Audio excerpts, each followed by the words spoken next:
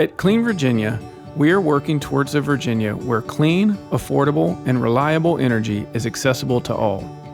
We think that the public interest should be at the center of our policy process, not the special interests of corporate monopolies.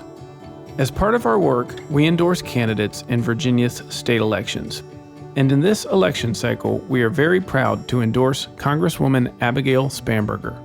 Congresswoman Spanberger, it's great to sit and talk with you today. It's good to be with you. Please call me Abigail. Okay, Abigail, Clean Virginia was thrilled to endorse your candidacy, and I wanted to start by just having a sort of broad conversation about how your role in public service has prepared you to be governor of Virginia.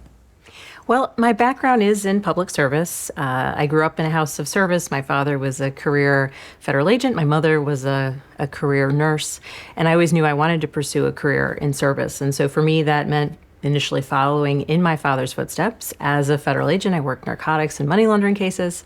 And then from there, I went to CIA, where I was a case officer. I worked undercover. And my whole goal was to collect information that would help policymakers, our military members, our diplomats make informed decisions about how to keep our country safe and our communities safe. And it's a commitment to mission. It's a commitment to serving people, to serving the country, and that background has informed how I've worked as a member of Congress and how I want to continue to serve both the Commonwealth and my fellow Virginians as governor.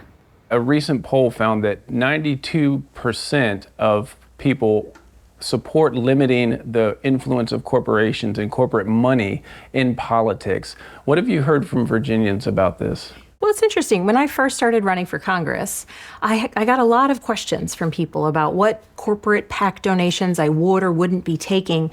And what I found was it wasn't necessarily even about one specific company or one specific corporate PAC. It was about this idea that this influence might change how it is that I vote in Congress. And so I made a decision early on in my first race to not take corporate PAC money. And that, I think, has been helpful in my ability to build trust with voters. When voters have been, or constituents have been happy or unhappy with the way that I've cast a vote within Congress, to be able to say, this is why I did it. And that nagging question of whether there was, corporate PAC influence that so many people perceive, that's off the table. It's something I've felt very strongly about during my time as a member of Congress and as a candidate, and it's something that I continue to hold as an important value as I move forward with my candidacy for governor. Great. Well, yeah, it certainly set you apart from many other politicians. And another area where you've led on this is on stocks and prohibiting the owning or selling of stocks at the federal level has been an issue that you've been associated with. How would you reflect that as governor? Would that be an issue at the state level for you to focus on as well? I think for governor, it's incredibly important. And so in Congress, I have led efforts to ban members of Congress from buying or selling individual stocks because the votes that we take in Congress can move markets. And a similar circumstance is true for the governor. A governor is responsible for bringing business to Virginia, bringing jobs to Virginia, making decisions that could really impact certain sectors and industries. And so I will continue to hold that stance throughout my candidacy, and ultimately as governor, I won't do that. That's great to hear.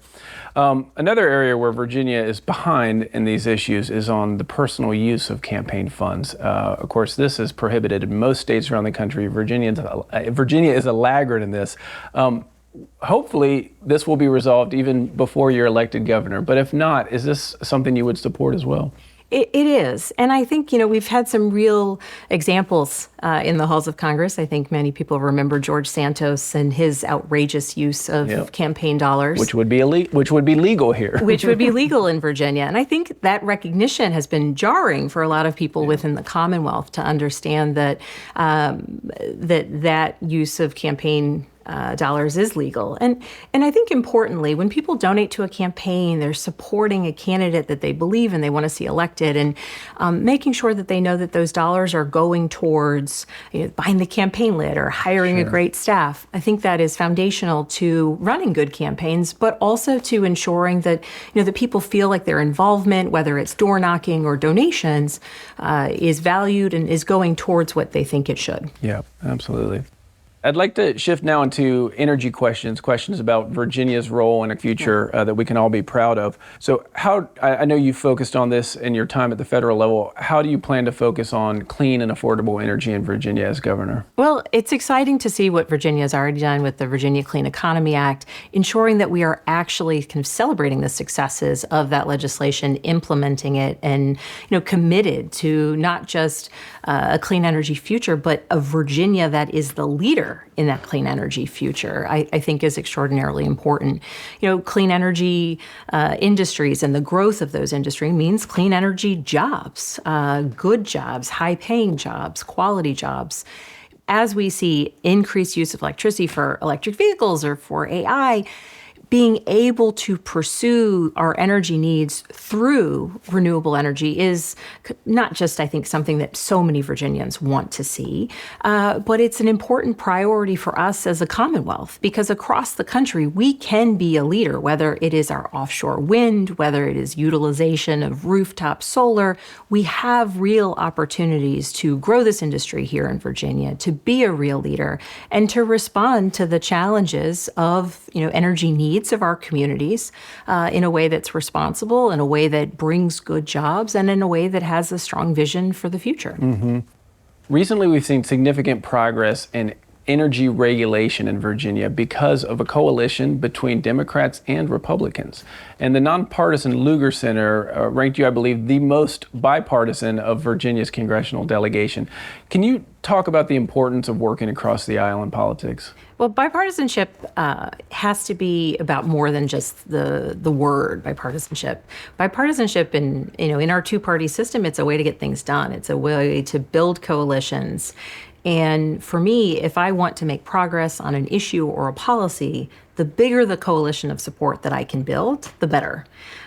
Because the more people who agree with an idea or come to the table to at least discuss something, and ultimately in legislation that's measured by co-sponsorship and bipartisan votes, then the more sustainable that policy priority ultimately can be into the future. And so I think, I'm proud of those rankings, and I think it signals and explains how I work, how I try to work with people, whether, we don't have to agree on everything, but, where we can come together and work on issues to benefit my constituents and, as governor, people across the Commonwealth. I will seek out bipartisanship and seek out the building of those coalitions. So Virginia's governorship is unique in that it's only one term. So 4 years to do a lot. If you're elected governor at the end of that 4 years, what do you want to look back on and say, I have done this to make life better for Virginia families? First and foremost, I want to have been effective. I want to be effective at making meaningful impact on people's lives, lowering costs, strengthening our schools, ensuring that Virginia is a place that people want to live, people can thrive, businesses want to come to, and I'm looking forward to it. Great. And if there's one thing you want voters to remember as they go into a polling place to vote for Virginia's governor, what would that be? That I will work tirelessly every single day for all Virginians across every corner of the Commonwealth to ensure that our kids have strong schools, our families experience lowering costs, that our communities are safe, and that we are a place of progress and opportunity for everyone. Great. And how can Virginians get involved in your campaign? Well, we welcome everyone to get involved. You can sign up to volunteer, learn more about me as a candidate at abigailspanberger.com.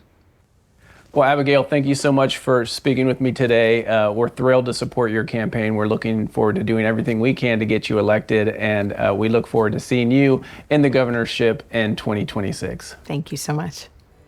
If you'd like to dive deeper into the issues we talked about today, energy reform, good governance, please visit www.cleanvirginia.org to join the movement. And please follow us on all social media platforms @CleanVirginia.